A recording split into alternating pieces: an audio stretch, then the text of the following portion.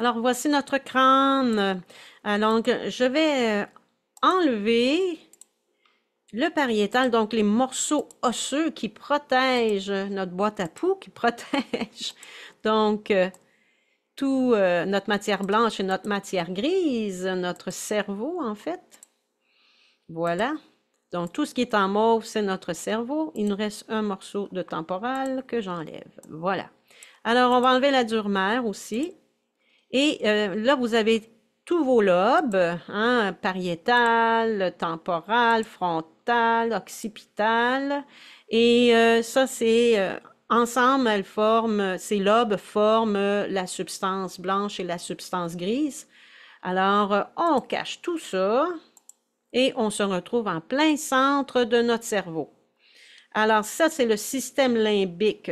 Hein, ce qu'on voit en rose, en bleu, en beige, en, je dirais, rouge vin. Alors, ça, c'est votre système limbique. Donc, où est notre hippocampe? Là-dedans, je cache les ventricules. Et sous les ventricules se retrouve l'hippocampe. Voilà. Ce qui est en jaune en passant, c'est les nerfs. Donc, on se rapproche un peu de notre hippocampe et je veux juste vous donner une petite idée hein, où il se situe, notre fameux hippocampe. Vous avez votre faux du cerveau.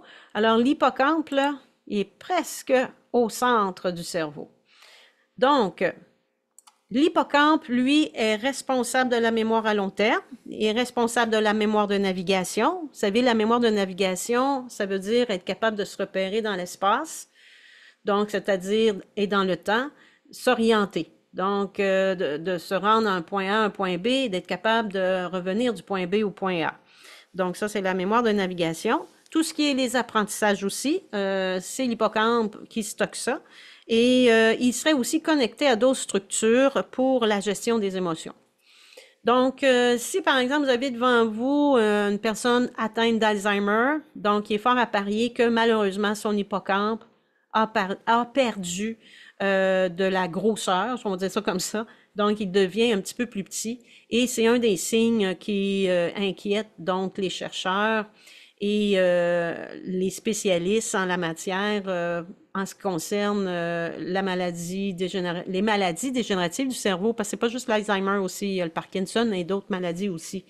Donc, ça serait un premier signe quand on s'aperçoit que l'hippocampe a rapetissé.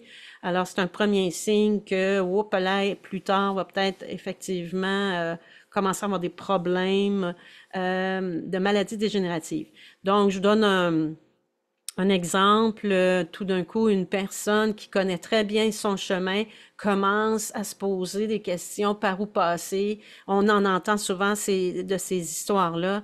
La personne est sortie puis elle n'a pas été capable de revenir.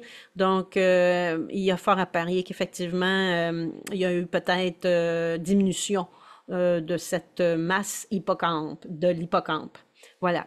Maintenant, peut-être que vous vous posez des questions. Comment se fait-il que, par exemple, cette personne atteinte d'Alzheimer, qui était autrefois une première danseuse, est capable, par une musique sur laquelle elle avait tellement pratiqué sa routine, qu'elle est capable de récupérer toute sa routine, de refaire sa routine au complet. Alors, ça se passe à un autre niveau du cerveau. En fait, on appelle ça la mémoire d'automatisme, d'automatisation. Alors ça se passe plus au niveau du cervelet. Donc, la mémoire d'automatisme serait en grande partie responsable par le cervelet et aussi une petite partie là, du système limbique quand même. Cela étant dit, c'est ce qui explique que, par exemple, un pianiste, une pianiste très célèbre qui a joué toute sa vie, inconsciemment, c'est comme un réflexe qui s'installe. Alors, inconsciemment, ils sont capables, ces personnes-là, de répéter le même morceau sans bavure.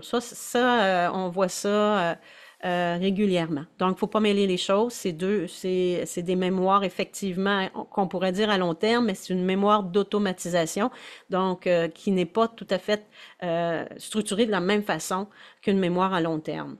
Donc, voilà, c'est ce qui concerne ce que je voulais vous montrer, entre autres, c'est où se situe l'hippocampe.